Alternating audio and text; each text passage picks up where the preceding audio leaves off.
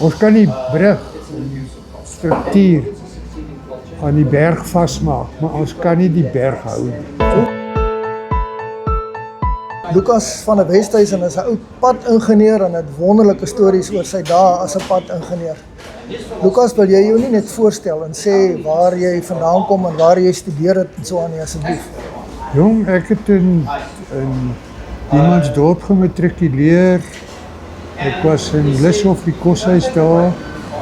Daarna is ek weermag toe, en na die weermag is ek Stellenbosch toe, waar ek siviele ingenieurswese geswat het. Lucas, nou jy het die laaste paar dekades van jou lewe met paaie te doen gehad. Is dit reg? Dis heeltemal reg, en ek het baie wyd gewerk, ek het ook met baie damme te doen gehad. Ek kan baie projekte opnoem, Kakamas, Pofadder, Touwsrivier, Lynspil, baie te doen gehad met die destydse vloed destyds, om paaie te herstel. So dit is 'n lang loopbaan, en ek het baie hard gewerk. Lucas, maar jy het ook 'n paar baie interessante stories langs die pad bymekaar gemaak. Ja, ek het... Kom ons begin met die N2, Lucas, jy het interessante stories oor die N2 wat hulle nou besig is om te herstel. Ja, die N2 was 'n baie interessante projek. Dit is gedoen deur Scott and de Waal destyds. Hulle was die raadgewende ingenieurs by wie ek toe gewerk het. En Dolphins Point, soos vandag nog is hy maar 'n probleem. Haar hele kop is besig om af te skuif. Daar's klei laag tussen die rotse, so skalie besigheid. En as dit nat word, dan wil hy afgly. En die ongelukkig lê die gelaagdheid so dat dit nou na die see se kant toe wys. So, toe weet ons, maar hy het al klippe afgeval, rotse eintlik. Toe doen ons begin ons metings doen, ons plak vir een wat weet is ons vas en die ander een aan die kop so wat skuif. Toe sien ons maar die kop beweeg wel. Nou hoeveel en wat? Nou hang het ook weer af van baie goed. Hoeveel het erin, hoe nat word die klei en so af. Toe gaan ons na die kliënt toe, destyds departement van vervoer. Ons sê vir hulle, luister, ons weet die kop beweeg, ons sien nie eintlik kans vir die werk nie. Wat ons kan doen is van die ingenieurskant af, maar hulle is ook self ingenieurs. Ons kan die brugstruktuur aan die berg vasmaak, maar ons kan nie die berg hou nie. Toen is baie vergaderings goed gehou. Op die einde van die dag word het toe besluit, maar die besigheid word wel gebou. En hy het intussen moeilikheid gemaak, daar is verbeteringe aangebring en lyk my hy gaan nou weer aan. Lucas, nou interessante stories oor verkeer of oor ongelukke en so aan. Het daar inderdaad, jy sê daar het van die klippe afgeval daar? Ja, vroeger, terwyl ons daar gewerk het, of die kontrakteur daar gewerk het, LTA was die kontrakteur, en hulle site agent was Toby Wiese. Hy het ook saam met my geswat op Stellenbosch, hy is op Suidweste. In alle geval, ek sal vraag hierdie storie daar, naby Hoordernis, red oor het 'n ou vrou gebly, met 'n African Grey papegaai. En hulle het vir maande daar met die jackhammers gewerk.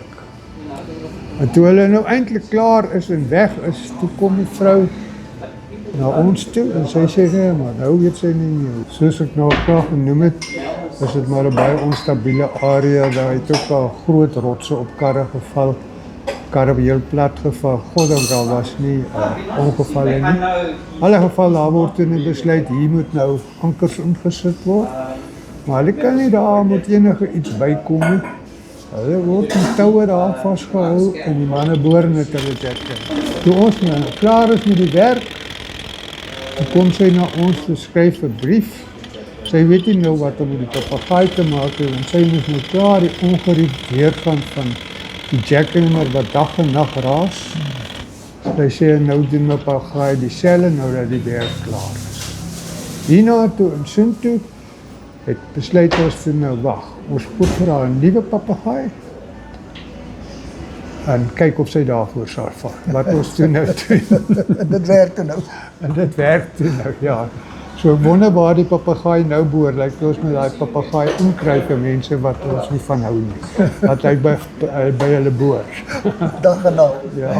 Ander ding wat ek dink min mense weet, ek dink nou net daaraan. Daai hele pad van Hoornis van die Touwsrivierbrug af tot amper in Nysna, wow, Sedgefield daar rond, verby Sedgefield nog, is op sand gebou. Seesand, dis nie baie swak sand. En dan kry jy mense in daai wêreld hierdie groot duinemolle. Wat kyk, hy's groot, hy's so groot soos 'n haas amper. En as hy onder 'n pad ingaan, val die pad in. Toe word daar proewe gedoen op Elsenburg in Stellenbosch om te kyk hoe baie min mense weet dit. Hoe diep gaan so 'n mol af onder die grond en dit is toe nou so ongeveer 2 meter. Toe, wat ek weet, jy kan nie daai astronomiese goed op 'n pad doen en dan word dan verniel die molle dit. Toe besluit ons het mole barriers genoem. Ons sit mole barriers in, so die pad aan weeskante het 'n mole barrier in, so die molle kan nie by die pad uitkom. Ek dink dit is nogal 'n goeie storie, want ingenieurs dink gewoonlik aan alles. So ja, en daar gaan die pad nou aan verder.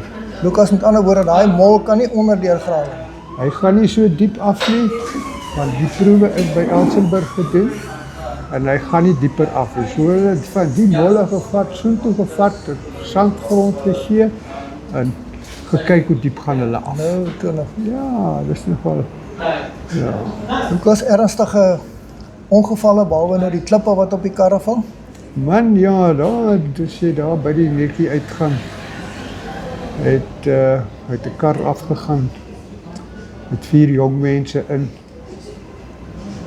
en hulle het eers 3 dae gesoek na hulle, tot hulle nou eintlik agtergekom het waar die kar af is.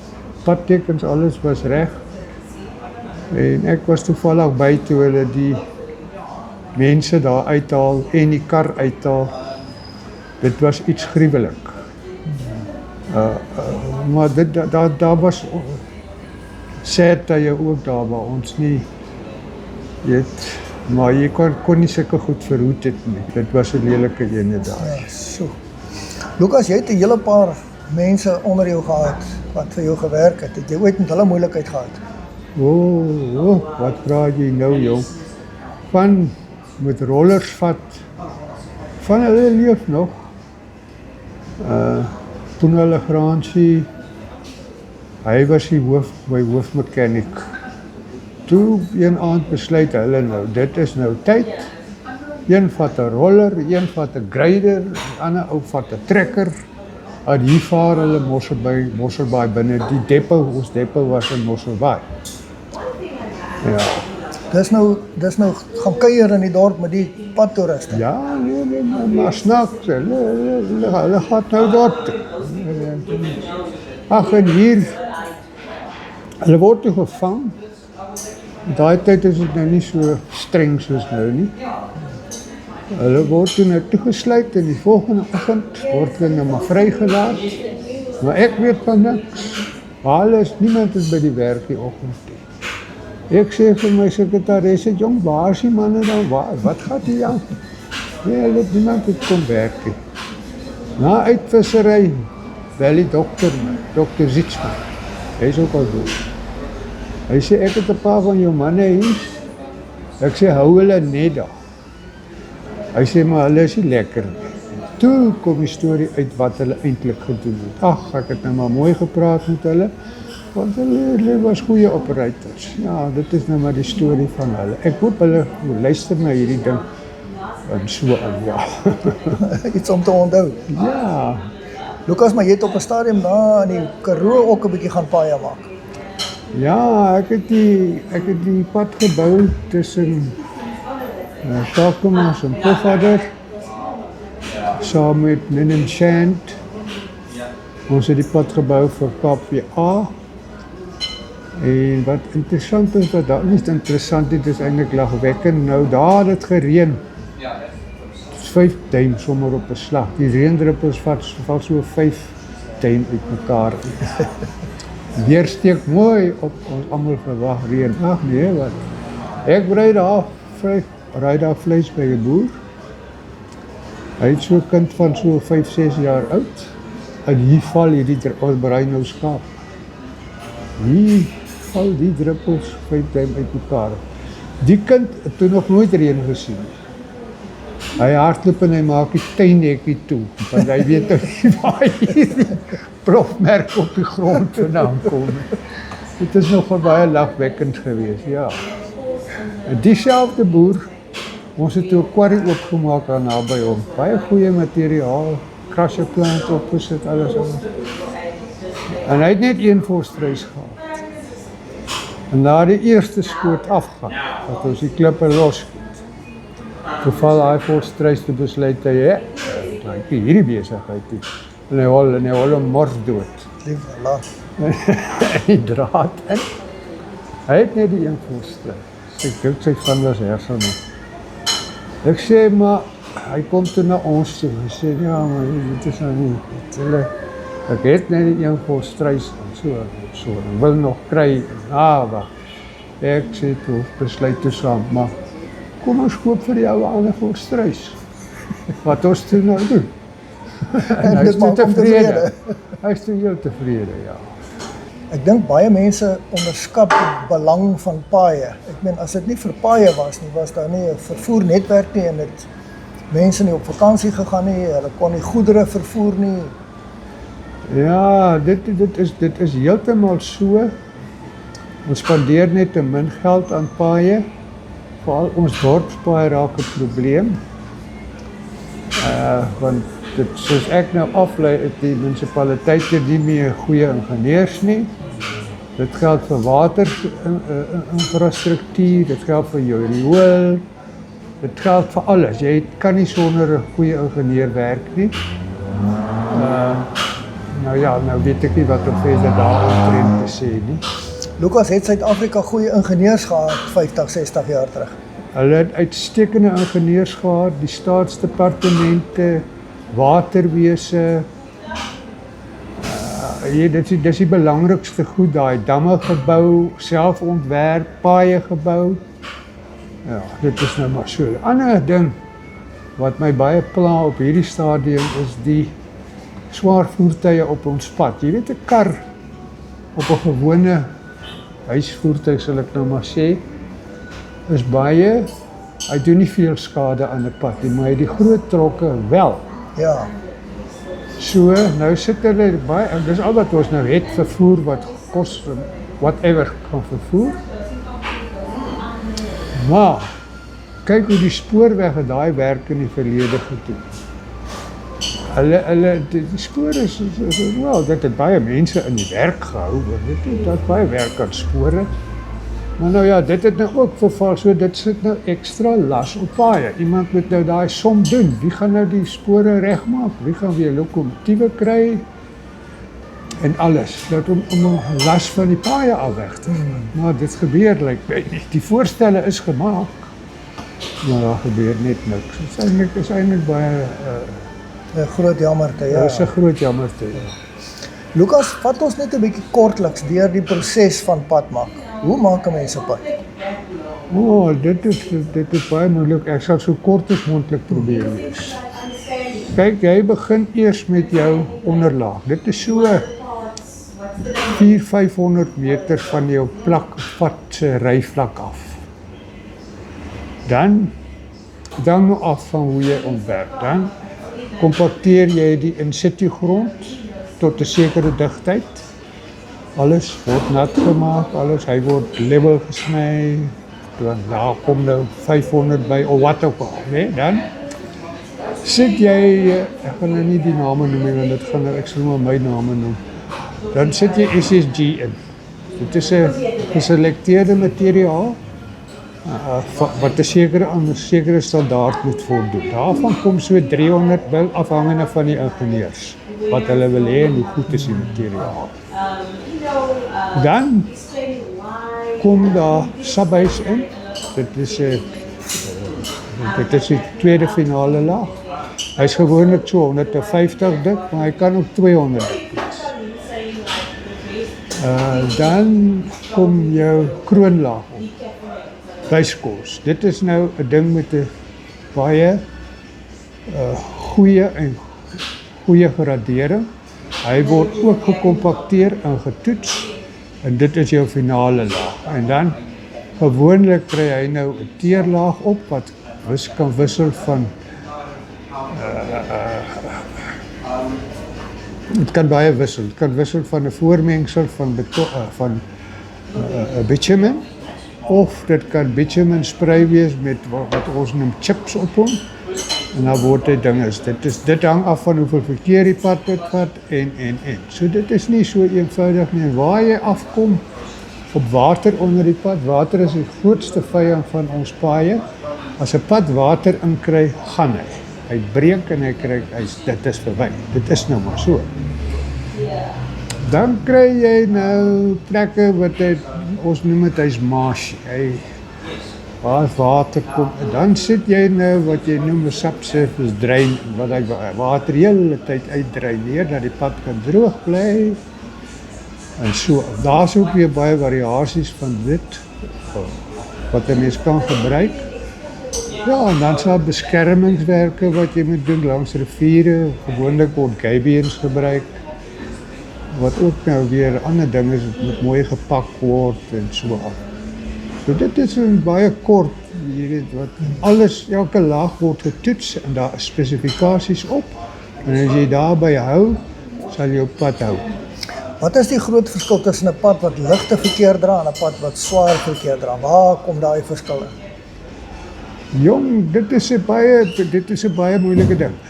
Ons paaie word nie ontwerp vir 'n ding wat ligte verkeer dra nie. Byvoorbeeld vat nou 'n afdelingsraadpad. Nee, hy is in die ou dae was hy net met materiaal gegooi, kom ons sê gravel wat ons nou dit doen. Hy word vasgerol in elke paar maande en dan kom die grader in en hy sny dit heen en weer en maak dit gelyk. Dan kan die ou besluit, die ingenieur, hier loop maar soveel karre en dan sê jy maar net, kyk die materiaal toets wat daar is. Maar dit is 'n baie gevoelige ding. Ek meen die een ou kan so besluit, dit is baie subjektief. Want nou as daai pad nou opbreek, is dit moeiliker om kom ons noem dit 'n teerpad reg te maak as om 'n gravelpad net oor te sny. Ja. Ja, so daar's altyd 'n gestryery daaroor. Maar dit word nie meer ondergeskikte paaie. Op hierdie stadium, hulle teer dit met 'n minderwaardige laagie bo-op. En ja, dan kom ook nog maar potholes en ja, op die einde van die dag word hy ook maar weer geskraap. Nou ons praat nou van slaggate, Lukas, wat is die belangrikste ding as jy 'n slaggat regmaak? Om 'n slaggat reg te maak is 'n baie fyn werk eintlik. Jy moet daai ding netjies uitsny. Jy moet hom met 'n lem wat kan klip sny. En dan moet jy hom met 'n mengsel, 'n prime gee. Dit kan wissel van NiONIC, MC30, daar's 'n klomp produkte wat jy daarvoor. Meeste van hulle is baie goed. En dan kry jy ook, dit hang af hoe diep jy hom uitgegrawe, dan sit jy weer jou kroonlaag in. En ja, en dan gaan hy die hele proses deur wat 'n groot pad deurgaan. Dan hou hy, maar hy moet sy prime kry wat ons noem. Dit moet daar wees en dis dit. Groot ding is hy moenie water inkry nie. Hy moet net nie water inkry. As hy water inkry dan gaan hy. Weet ek sê nie, mense moet dit nie doen nie, maar baie van ons paaie, veral in dorpe, het hulle mos nou die middelmannetjie en as plante op en dan maak hulle die plante nat en op die einde van die dag beland dit in die pad en daar gaan die pad. Wel, as ek reg as ek sê 'n slaggat se probleem is, daar staan water in hom en hy verniel die res van die pad ook. Ja, as 'n pompaksie is 'n wiel oorgaan. Jy weet, dis nou hy gaan net, hy raak al dieper. En jou kroonlaag byskos is cohesieloos. Daar's niks wat hom aan mekaar hou. Lukas, is daar ander interessante stories wat jy nou aan kan dink wat ons op kan insit? Vertel maar so 'n paar. Ek dink nog aan so ene, toe ons nou hierdie Kaimanspad bou, hè. En dis nou daar toe stabiliseer ons nou van die materiaal. Dit is nou die Subhuis, die tweede finale laag met kalk. Sekere materie is verweerde graniet, maar as jy kalk by as jy nie iets by hom bysit nie, in hierdie geval was dit kalk, jy kan baie ander goed bysit, dan verhoog het sy kwaliteit en sy draagkrag baie. Sy KDV, CBR, Californian Bearing Ratio. Nou laai hulle die sakkies af, weet jy of jy dit al gesien het? Ja, langs die pad, rye sakkies hier op die pad langs. Dan volgende dag, dan kom die grader, hy meng het in, maak nat en alles. En nou is jou Subhuis mooi. Word getoets, klaar. En hier's 'n boer hier by Willemers. Hy besluit, hierdie sakkies wat hier lê, hy gaat van dit oplaai. Hy kan dit gebruik. Hy dink is nie. Hy kom terug na Toby Wiese toe die suid uitsit. Wat sit nonsens sement gebruik julle hier op die pad? Ek het nou 'n klomp van dit gesteel, tenminste is hy eerlik. Julle sê moet iets anders gebruik. Is julle seker julle gebruik dit reg? Hy sê ek het my hele stel se vloere met dit gegooi en dit wil nie hard word. Wat kan jy nou doen? Hy het sy eie moeilikheid gemaak. Ja. Dit is 'n groot stal wat hy gedoen het. Jy het tog hier sement is nou so duur. Ja, dan het ek sommer hierdie mense sement. Groot fout. Ja. Maar hy is nie vervolg of so nie. Weet ons het hom net aangepraat en gesê nou nie dit doen nie, weet en so. Ek dink ook jy sal dit weer doen nie, want dit het hom baie duur betaal vir daai, want hy moes sand kry, hy moes klip kry, hy moes alles kry om daai vloer te gooi. Het julle baie moeilikheid gekry van die boere langs die pad en van mense wat nie hulle grond onteien wil hê nie en daai soort van. Ja en nee, maar dit ek het nooit probleme daarmee gehad nie, maar jy moet maar net vir die ouens verduidelik wat aangaan. Dan is daar 'n fontein, al sulke dinge. Hulle wil natuurlik almal baie geld hê. Maar ek kon nogal goed werk met die boere, so ek het nie baie moeilikheid met hulle gehad nie. Ons het partymal 'n bietjie gestoei met mekaar, maar dan sê jy dan op die einde van die dag het hulle gestaan. Weet my nou vertel van die ouens wat die vliegtuig wou gaan steel het. O ja, nou. Die een ou se naam was Joubert, die ander een Olivier. Hulle, dis nou by Moslem. Hulle weet niks van 'n aeroplein. Niks. Ek weet nie of hulle al een gevlieg het. In een was. Daar's 'n wag daar by die hangars. Hulle slaan die wag uit dat hy lê.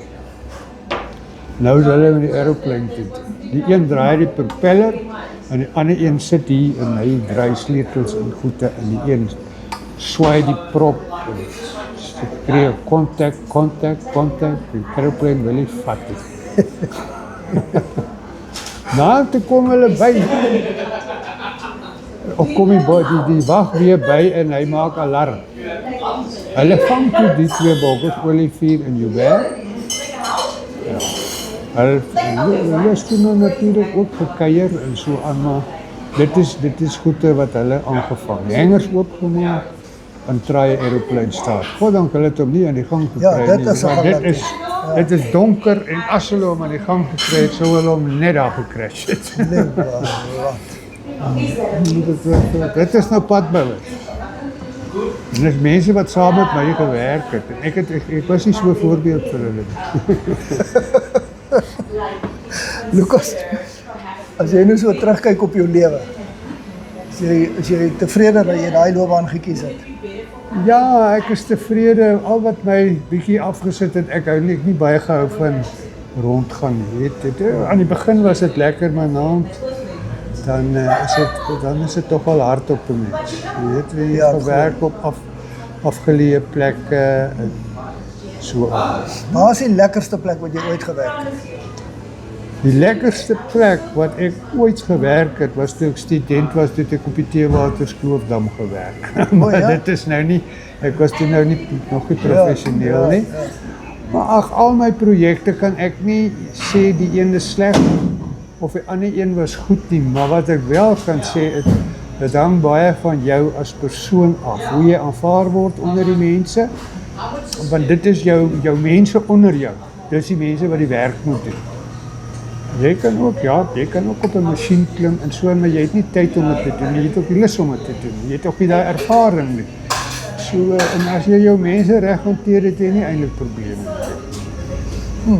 Dis 'n baie goeie beginsel. Ek het baie jong ingenieurs opgelei, maar daar is nie meer jong ingenieurs nie. En want as jy uit universiteit uitkom, weet jy nog maar bitter min van konstruksie en jy weet baie van ontwerp en so aan, maar daar is 'n groot stap tussen 'n plan wat jy kry en om die ding te bou en toesig te hou oor alles wat daar met daai gebou gebeur. Lukas, en as hulle jou nou president maak vandag en hulle sê jy moet Suid-Afrika ophef of red, Hulle sou my moet leiwagte gee, want ek sal heeltemal wat sal jy eers doen? Ek sal heel eers baie goeie ingenieurs aanstel. Ek sal ou ingenieurs aanstel en die universiteite aanmoedig om jong ingenieurs op te lei. Ja, dit is dit. Ja, wag, ek moet jou die ene vertel. Ons bou hier naby George op die N2. Daar was 'n brug vir die trein om oor te gaan. Piet Pyn is die brugvoorman daar. En ek sê, nou kyk ek al die resultate van die beton kom moet deur my hande gaan. Ek moet dit goedkeur. En ek sien hierdie Piet Pyn, dieselfde mengsel, dieselfde batchplant, dieselfde sement, maar sy kubusse is baie sterker as die ander. Ek roep op die laboratorium baas sal ek nou maar sê in Groenewald. Ek sê Groenewald, wat gaan hier aan by hierdie? Hoekom is Piet Pyn se kubusse altyd sterker? Ek check die skaal, ek check alles. Ja, nee man. Ek praat eendag daar met die Piet Pyn.